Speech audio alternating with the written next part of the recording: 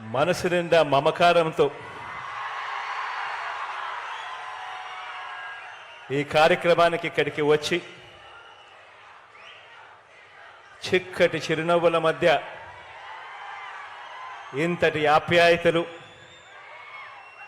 ఇంతటి ప్రేమానురాగాలు చూపిస్తా ఉన్న ప్రతి అక్కకు, ప్రతి చెల్లెమ్మకు, ప్రతి అవ్వకు, ప్రతి తాతకు, ప్రతి సోదరుడికి, ప్రతి స్నేహితుడికి, మీ అందరికీ కూడా ముందుగా హృదయపూర్వకంగా రెండు చేతులు జోడించి పేరు పేరున ఒకవైపున కృతజ్ఞతలు తెలుపుకుంటూ మరోవైపున అభినందనలు కూడా తెలియచేస్తా ఉన్నాను. దేవుడి దయ, ప్రజలందరి చల్లని దీవెనలతో ఈరోజు పేదలందరికీ కూడా మంచి చేసే మరో మంచి కార్యక్రమం ఇవాళ ఇక్కడ నుంచి జరుగుతూ ఉంది. ఏకంగా 31 లక్షల పేదలకు ఇళ్ల పట్టాలను పొజిషన్ సర్టిఫికెట్ల రూపేణా అయితేనేమి, అన్డివైడెడ్ షేర్ ఫ్లాట్ల రూపేణా ఇచ్చే కార్యక్రమం అయితేనేమి, డి పట్టాల రూపేణా ఇచ్చే కార్యక్రమం అయితేనేమి, దేశ చరిత్రలో తొలిసారిగా ఈ రకంగా 31 లక్షల పేదలకు మంచి జరిగిస్తూ ఈరోజు ఆ పేదలకు, ఆ అక్క చెల్లెమ్మలకు ఇచ్చిన డి పట్టాలను సైతం రిజిస్ట్రేషన్ చేసి ఆ అక్క చెల్లెమ్మల చేతుల్లో పెడతా ఉండే మరో మంచి కార్యక్రమం ఈరోజు ఒంగోలు నుంచి ఇక్కడే జరుగుతూ ఉంది అని చెప్పడానికి సంతోషపడతా ఉన్నా. రాష్ట్రంలో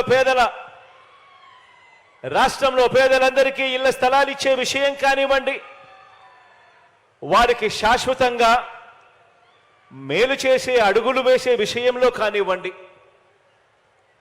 ఇళ్ల నిర్మాణం విషయంలో కానివ్వండి, గత ప్రభుత్వానికి మనందరి ప్రభుత్వానికి మధ్య తేడా ఎంతుందో ఒకసారి గమనించమని చెప్పి మీ అందరితోనూ కూడా కోరుకుంటూ మీ అందరి సమక్షంలో కొన్ని విషయాలు మీ అందరి ముందు ఉంచదలుచుకున్నాను. ఈరోజు మనం చేసే ప్రతి పని, ఈ 58 నెలల కాలంలో వేసిన ప్రతి అడుగు పేదల జీవితాలు మారాలి, వారి బ్రతుకులు మారాలి, ఆ పేద పిల్లలు ఎదగాలి, ఎదిగి భవిష్యత్తులో పేదరికం నుంచి బయటకు వచ్చే పరిస్థితి రావాలి అని ప్రతి అడుగు పడింది.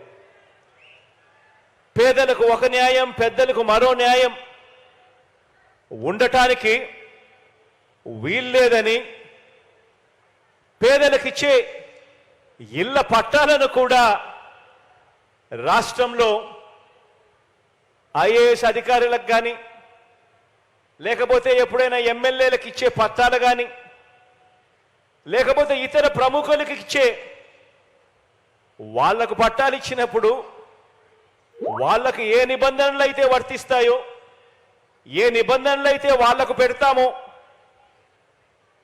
అవే, అటువంటి నిబంధనలే, అటువంటి రిజిస్ట్రేషన్ ఇచ్చి కన్వేయన్స్ డీడ్ ఇచ్చే కార్యక్రమమే మన పేదలందరికీ కూడా జరగాలి అని చెప్పి మొట్టమొదటిసారిగా రాష్ట్ర చరిత్రలో ఎప్పుడూ జరగని విధంగా ఏకంగా పేదలకిచ్చే ఇళ్ల పట్టాలను డి పట్టాలుగా కాకుండా ఏకంగా రిజిస్ట్రేషన్ చేసి ఇచ్చే కార్యక్రమం జరుగుతూ ఉంది ఇవాళ ఇక్కడ నుంచి. రాష్ట్రంలో ప్రజలకు 2 రకాల నిబంధనలు ఉండటం నిజంగా నాకు కూడా ఆశ్చర్యం అనిపించింది.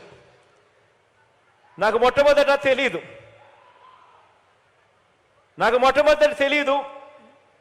తెలుసుకున్నప్పుడు నాకే ఆశ్చర్యం అనిపించింది. ఏ రాష్ట్రానికైనా కూడా ఈ రకంగా రెండు రకాల నిబంధనలు ఉండడం, పేదలకు ఒక రకమైన నిబంధనలు, పెద్దలకు ఇంకొక రకమైన నిబంధనలు ఉండడం ఏ రాష్ట్రానికైనా కూడా మంచిది కాదు. 77 ఏళ్ల స్వాతంత్రం తర్వాత కూడా మన రాష్ట్రంలో ఈ రకంగా రెండు రకాల విధానాలు ఉండడం మీద తిరుగుబాటు చేస్తూ మనందరి ప్రభుత్వం పరిపాలనా సంస్కరణలను తీసుకువచ్చింది. ఒక్క ఇళ్ల పట్టాల విషయం ఒకటే కాదు, ఈ 58 నెలల మన ప్రయాణంలో ప్రతి అడుగు కూడా ఒక విప్లవాత్మక సంస్కరణను తీసుకొచ్చే దిశగా అడుగులు పడ్డాయి అని చెప్పడానికి మీ బిడ్డగా సంతోషపడతా ఉన్నాను అని చెప్పి సందర్భంగా తెలియజేయడానికి గర్వపడతా ఉన్నా. గ్రామానికి గ్రామ ప్రజలకు పట్టణ ప్రజలకు అందించే పౌర సేవల విషయంలో అయితేనేమి, ఇంటింటికి తలుపు తట్టి అందించే సేవల విషయంలో అయితేనేమి, అన్నింటిలోనూ కూడా విప్లవాత్మక మార్పులు తీసుకువచ్చి మనందరి అడుగులు ముందుకు వేసింది అని చెప్తా ఉన్నాను. ఈ విప్లవాలకు మూలం పేదలకు న్యాయం, పెద్దవారికి ఒక న్యాయం అన్న విధానాన్ని ప్రతి అడుగులోనూ కూడా మార్చేసేయాలి అని తాపత్రయంతో పడిన అడుగులు. పేద పిల్లలకు గవర్నమెంట్ బడి,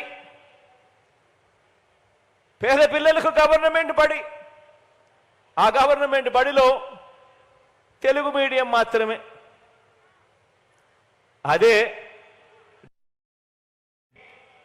వారి పిల్లలకు ప్రైవేట్ బడులు, ఆ ప్రైవేట్ బడులలో ఇంగ్లీష్ మీడియం.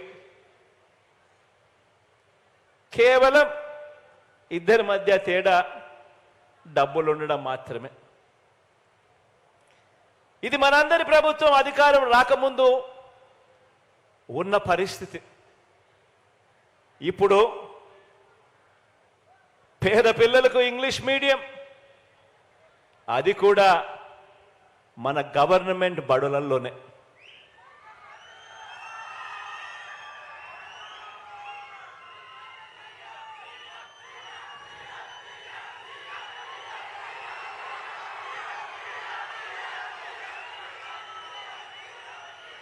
కార్పొరేట్ బడులకు పోటీగా మన గవర్నమెంట్ బడులలో నాడు నేడు సమూల మార్పులు చోటు చేసుకుంటా ఉన్నాయి.